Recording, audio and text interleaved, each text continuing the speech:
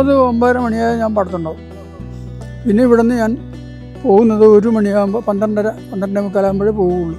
അത് മിക്കവാറും ഒരു പരിപാടിയും ഇല്ലെങ്കിൽ ഞാൻ അതിനുവേണ്ടി വന്നിരിക്കും, ചെയ്തിരിക്കും. വെറുതെ ഇരുന്നാൽ പിന്നെ ഒരു പണിയും നടക്കില്ല. ഇനി വെറുതെ ഇരുന്ന് പോയാലല്ലേ ജീവിതത്തിൽ പിന്നെ ഒരു സാധനം നമുക്ക് ചെയ്യാൻ പറ്റണ്ടായി. ഇതാണ് കുമ്പളങ്ങിയിലെ മണക്കൂർ പാടശേഖരം. പണ്ട് 300 ഏക്കറിലധികം നെൽകൃഷി ഉണ്ടായിരുന്ന ഇന്നിവിടെ 4-5 ഏക്കറിൽ മാത്രമായിട്ട് നെൽകൃഷി ഒതുങ്ങി. എന്നാൽ ഇവിടെ തന്നെ 50 വർഷത്തിലധികമായിട്ട് നെൽകൃഷി ചെയ്യുന്നു, പ്രത്യേകിച്ച് പൊക്കാളി കൃഷി എന്നൊരു മാഞ്ചപ്പൻ ചേട്ടനുണ്ട്. 81-കാരനായ മാഞ്ചപ്പൻ ചേട്ടനെ ഒന്ന് പരിചയപ്പെടേണ്ടത് തന്നെയാണ്. പൂർവികരുടെ കാലം മുതൽ ഞങ്ങൾ പൊക്കാളി കൃഷി ചെയ്തു വരുന്ന കർഷകരാണ്.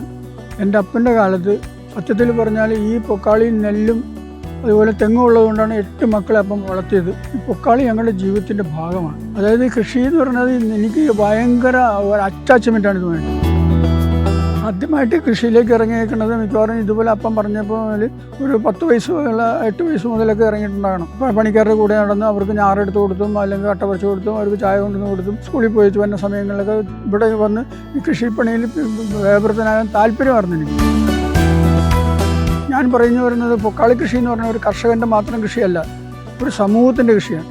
അതിൻ്റെ കൂടെ കർഷകൻ്റെ കൂടെ ആരെല്ലാം ഉണ്ട്, വേലനുണ്ടെങ്കിൽ വേലനും, വേലികെട്ടുകാരുണ്ടെങ്കിൽ വേലികെട്ടുകാരനും, സമൂഹം ഉണ്ടെങ്കിൽ സമൂഹം, എല്ലാം കൂടി ചേർന്ന് ചെയ്യുന്ന ഒരു കൃഷിയാണ് പൊക്കാളി കൃഷി. അതുകൂടാണ്ട് തന്നെ കർഷകനും കർഷക തൊഴിലാളിയും ഒരു നാണയത്തിൻ്റെ 2 വശങ്ങളാണ്. ആ ഒരു കാലഘട്ടത്തിൽ വളരെ സമൃദ്ധമായിരുന്ന് നമ്മുടെ കൃഷി. 1 ഇഞ്ച് ഭൂമി പോലും മണക്കൂറിൽ കുമ്പളങ്ങിൽ തരിച്ചില്ലാണ്ട് കൃഷി ചെയ്തൊരു കാലഘട്ടം ഉണ്ടായിരുന്നു. കുമ്പളങ്ങിയെ സംബന്ധിച്ചിടത്തോളം 9 പാടശേഖരം ഉണ്ടായിരുന്നു. ഈ 9 പാടശേഖരത്തിലും 1 ഇഞ്ച് ഭൂമി പോലും ഇല്ലാണ്ട് പാട്ടത്തിനും വാരത്തിനും ജന്മമായിട്ട് 3 കാറ്റഗറിയാണ്. ആ കാറ്റഗറിയിൽ മുഴുവൻ സ്ഥലത്തും കൃഷി ചെയ്തൊരു കാലഘട്ടം ഉണ്ടായിരുന്നു. ആ കാലഘട്ടം തന്നെ ഉത്സവത്തിൻ്റെ കാലഘട്ടമായിരുന്നു. രാത്രിയൊക്കെ ഞങ്ങൾ കടന്നിരുന്ന നേരം വിളിക്കുമ്പോൾ കുയ്യാൻ വരുന്ന ആൾക്കാരുടെ ബഹളവും എല്ലാമായിട്ട് ഭയങ്കര മുഖരിതമായിട്ട് രസമായിട്ടുള്ളൊരു കാലഘട്ടമായിരുന്നു. അത് പിന്നീട് അവസാനം സത്യം പറഞ്ഞാൽ അത് വളരെയധികം പ്രയാസം ഉണ്ടാക്കുന്ന ഒരു ചരിത്രത്തിലേക്ക് മാറി. അത് കുറേയൊക്കെ രാഷ്ട്രീയവൽക്കരണം വന്നതാണ് പ്രധാന ഒരു കാരണമായിട്ട് എനിക്ക് തോന്നിയേക്കുന്നത്. അങ്ങനെ വന്നു കഴിഞ്ഞപ്പോഴാണ് കൂടുതലും ആൾക്കാർ മാറിപ്പോയത്. ഇത് ഒരു യുദ്ധഭൂമി പോലെ കൃഷിയിടം ആകുന്നൊരു സാഹചര്യം ഉണ്ടായി. അതിലെല്ലാം അതിജീവിച്ചുകൊണ്ട് ഞാൻ നിന്നതാണ് ഞാൻ ഇന്നും ഈ വീട്ടിൽ നിൽക്കുന്നത്.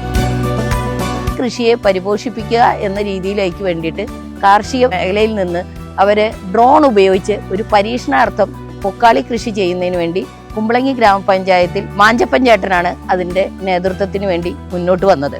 അദ്ദേഹത്തിൻ്റെ വയലിലാണ് ഇപ്പോൾ ഡ്രോൺ കൊണ്ട് വിത്ത് വിതച്ച് നല്ല രീതിയിൽ പൊക്കാളിപ്പാടത്ത് കാണാൻ ഭംഗിയുന്ന കണ്ണിന് ഇമ്പമുള്ള രീതിയിൽ ആ കൃഷിയെ വളർന്നുകൊണ്ടിരിക്കുന്നു, അതിനെ പരിപോഷിപ്പിച്ചുകൊണ്ടിരിക്കുന്നു. അദ്ദേഹം രാവും പകലും ഉറക്കം പോലും ഇല്ലാതെ ആണ് അതിനെ ഒരു കുഞ്ഞിനെ നോക്കുന്ന അതേ സ്റ്റൈലിലാണ് നോക്കിക്കൊണ്ടുവരുന്നത്. മാഞ്ചപ്പൻ ചേട്ടൻ നല്ല രീതിയിൽ കൃഷി ചെയ്യുന്നെന്ന് പറഞ്ഞാൽ എനിക്ക് 5 വയസ്സുള്ളപ്പോൾ മുതൽ ഞാൻ ഈ വ്യക്തികളെയൊക്കെ അറിയുന്നതാണ്. ആ മാഞ്ചപ്പൻ ചേട്ടൻ ഇത്രയും പ്രായമായിട്ട് പോലും ഞങ്ങൾ മറ്റുള്ളവർക്ക് പോലും ചെറുപ്പക്കാരായവർക്ക് പോലും ഒരു ദിവസം എന്തെങ്കിലും ചെയ്താൽ പിറ്റേ ദിവസം ചെയ്യാൻ മടിയാണ്. മാഞ്ചപ്പൻ ചേട്ടൻ 24 മണിക്കൂറും പോരാതെയാണ് വന്നുകൊണ്ടിരിക്കുന്നത്. അദ്ദേഹത്തിന്റെ കുടുംബത്തിൽ ഇന്നുവരെയും 10 രൂപയുടെ അരി പുറത്തുനിന്ന് വാങ്ങിച്ച് കഴിച്ചിട്ടില്ല. സ്വന്തമായിട്ട് അവർ കൃഷി ചെയ്ത് ഉപയോഗിക്കുന്ന ആ നെല്ലിന്റെ അരി ഉപയോഗിച്ചാണ് അവർ ഭക്ഷിക്കുന്നത്. അതേപോലെ കുടുംബവും അതുപോലെ തന്നെ.